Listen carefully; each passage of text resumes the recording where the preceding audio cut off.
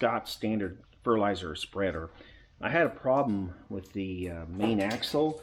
It rotted out on me, and I couldn't find anything on the internet to really kind of help me solve this problem. So basically, for under 20 bucks, I was able to go down to the Ace Hardware and solve my problem.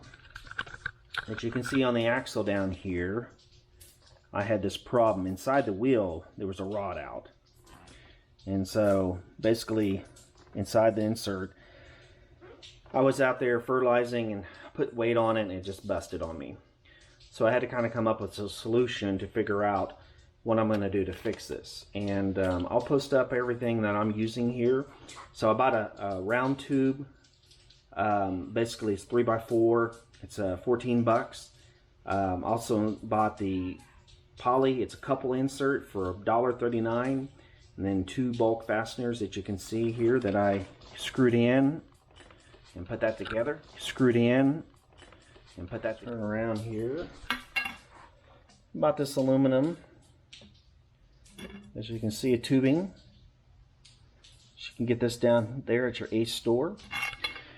And so what I did is basically lined it up, and the rotted piece right here we cut out.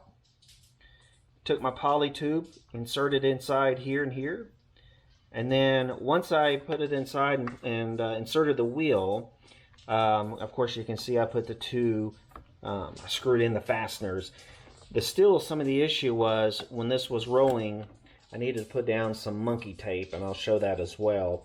And I would just circulate there around the axle, inserted it in, and after that it was working pretty good.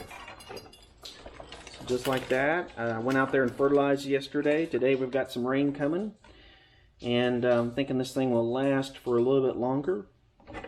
And I'll put the contents up. What I did is very fast, probably took no more than 30 minutes to figure it out and troubleshoot it.